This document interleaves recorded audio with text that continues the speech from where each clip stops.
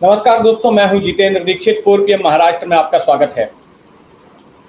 2019 जब पिछली बार महाराष्ट्र में विधानसभा के चुनाव हुए थे, तब से लेकर अब तक कई ऐसे मौके आए हैं जब राजनीतिक दल कोर्ट की तरफ भागे और कई मामलों में सुप्रीम कोर्ट को दखल देनी पड़ी। एक तो आपको याद होगा कि अब से ठीक 4 साल पहले इसी नवंबर के महीने में अचानक एक सुबह देवेंद्र फडणवीस ने शपथ ले ली थी अजीत पवार के साथ। तो फिर शिवसेना, एनसीपी और कांग्रेस सुप्रीम कोर्ट चले गए और कहा कि जिस तरह से इन्होंने सरकार बना ली है वो गलत है। सुप्रीम कोर्ट ने कहा कि आप विधानसभा में बहुमत हासिल करके दिखाइए, देवेंद्र फडणवीस को कहा। लेकिन तब तक में अजीत पवार ने हाथ खड़े कर लिए और कहा कि मेरे पास उतने अब विधायक नहीं है। सरकार गिर गई। इसके बाद में भी कुछ एक मामले हुए जहां पर राजनीतिक पार्टियों ने अदालत का दरवाजा खटखटाया। फिर पिछले साल शिवसेना में बगावत हुई, तो उस बगावत के बाद उद्धव ठाकरे की सरकार गिर गई और एकनाथ शिंदे मुख्यमंत्री बन गए। तो वो मामला भी सुप्रीम कोर्ट में चला गया, जिसमें कि फैसला इसी साल मई में आया और सुप्रीम कोर्ट ने कहा कि उद्धव ठाकरे को इस्तीफा नहीं देना चाहिए था। अब उन्होंने इस्तीफा दे दिया है, तो जिस तरह की राहत उन्हें मिल सकती थी वो अब नहीं मिल सकती। लेकिन अभी भी एक दो मामले सुप्रीम कोर्ट के पास में हैं। जैसे कि एक मामला था कि जो विधायकों को अयोग्य घोषित करने के लिए, जिन लोगों ने बगावत की थी शिवसेना से, उनको अयोग्य घोषित करने के लिए एकनाथ शिंदे समेत 16 विधायकों के खिलाफ अर्जी दायर की थी महाराष्ट्र विधानसभा स्पीकर के पास में। तो उस पर स्पीकर फैसला नहीं ले रहे थे, सुनवाई पर सुनवाई कर रहे थे। तो फिर सुप्रीम कोर्ट में वापस गई शिवसेना उद्धव ठाकरे वाली और उन्होंने शिकायत की कोर्ट से। उसके बाद कोर्ट ने 31 दिसंबर की तारीख तय की है कि आपको फैसला सुनाना है, स्पीकर को ऐसा कहा है। तो वो मामला है। इसके अलावा चुनाव आयोग का भी मामला है कि चुनाव आयोग ने जिस तरह से जो शिवसेना का बागी धड़ा है, एकनाथ शिंदे वाला धड़ा, उसको असली शिवसेना की मान्यता दे दी, उसको असली नाम दे दिया, आधिकारिक नाम दे दिया शिवसेना का चुनाव चिन्ह दे दिया। तो उसको भी उद्धव ठाकरे के गुट ने सुप्रीम कोर्ट में चैलेंज किया है। हालांकि सुप्रीम कोर्ट ने कोई राहत देने से पहले मना कर दिया कि हम चुनाव आयोग के फैसले पर रोक नहीं लगाएंगे, लेकिन उसमें भी सुनवाई होनी बाकी है। तो ये मामला है। अब एक और मामला आ रहा है सुप्रीम कोर्ट के सामने, जिसकी अभी तक सुनवाई शुरू नहीं हुई है और जो मामला अभी तक एडमिट भी नहीं हुआ है, लेकिन हो सकता है। मामला क्या है? मामला है शिवसेना की दशहरा रैली से जुड़ा हुआ।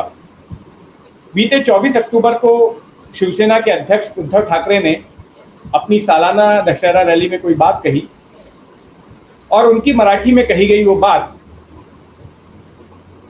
सैकड़ों किलोमीटर दूर हरियाणा में बैठे किसी पत्रकार को बुरी लग गई, चुभ गई और उसको लगा कि अरे ये तो कंटेम्प्ट ऑफ कोर्ट है, अदालत की अवमानना है।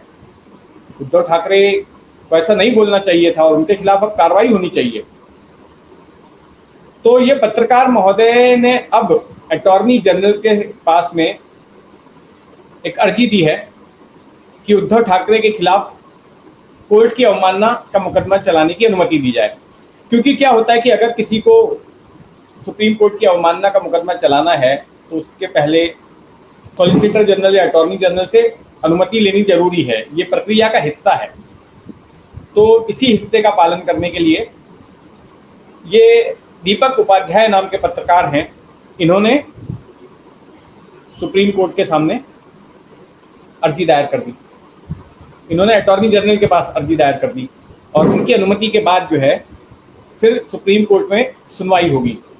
तो ऐसा क्या कह दिया उद्धव ठाकरे ने जो बात इनको चुभ गई और इनको लगा कि इस पे कंटेम्प्ट ऑफ कोर्ट हो सकता है।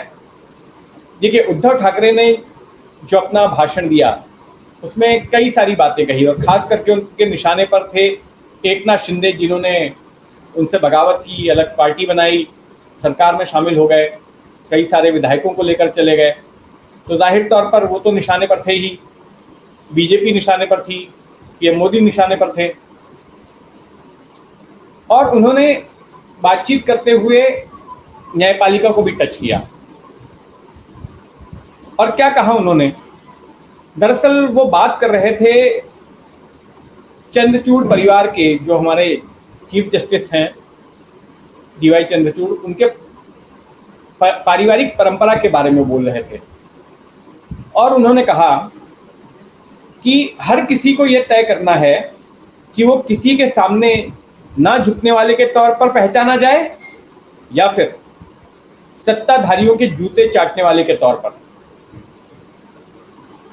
तो इन्होंने कुछ खिलाफ में नहीं कहा था, ना तो इन्होंने अपमान किया चीफ जस्टिस का या उनके परिवार का, लेकिन उनका इशारा था कि न्यायपालिका को निष्पक्ष होना चाहिए और ऐसा नहीं लगना चाहिए कि न्यायपालिका के जो लोग हिस्सा हैं वो सत्ताधारियों के प्रति नरम हैं या उनकी तरफदारी कर रहे हैं, जो मोटे तौर पर हमें समझ में आता है कि उनके कहने का ये मतलब हो सकता है। लेकिन जो पत्रकार महोदय हैं जो अवमानना की कार्रवाई चाहते हैं उद्धव ठाकरे के खिलाफ, उन्होंने ये कहा कि उद्धव ठाकरे का ये बयान आपत्तिजनक और मानहानिकारक है। उद्धव अपने भाषण में जिस तरह से बयान दे रहे थे, इससे उन पर इन्होंने आरोप लगाया कि ऐसा बोलकर, इन शब्दों का इस्तेमाल करके न्यायालय के न्यायाधीन जो मामले हैं उन पर एक विशेष तरीके से फैसला पाने की उम्मीद में उद्धव ठाकरे दबाव डाल रहे हैं। एक तरह से प्रेशर टैक्टिक्स इस तरह का बयान देकर जो है वो अपना रहे हैं और इससे जुडिशियल इंडिपेंडेंस, न्यायपालिका की स्वतंत्रता और उसकी इंटीग्रिटी पर आंच आती है। तो अब ये अर्जी गई है अटॉर्नी जनरल के पास में और उनको फैसला करना है कि वो अनुमति देते हैं कि नहीं देते हैं। अब एक बड़ा मामला फिलहाल पेंडिंग है, जैसा मैंने बताया कि चुनाव आयोग ने एकनाथ शिंदे की शिवसेना को असली शिवसेना मान लिया है। जो धनुष बाण चुनावी चिन्ह है वो भी एकनाथ शिंदे की शिवसेना को दे दिया है। तो अभी ये मामला आने वाला है सुप्रीम कोर्ट को, इस पे सुनवाई करनी है।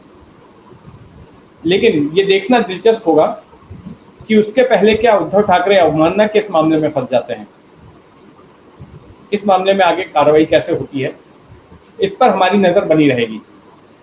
आप भी अपनी नजर बनाए रखें 4 PM महाराष्ट्र पर, और अगर इस चैनल को सब्सक्राइब नहीं किया है तो कर लें, ताकि इस पर अपलोड होने वाले वीडियोस, खबरें, एक्सप्लेनर्स आप तक पहुंचते रहें। धन्यवाद।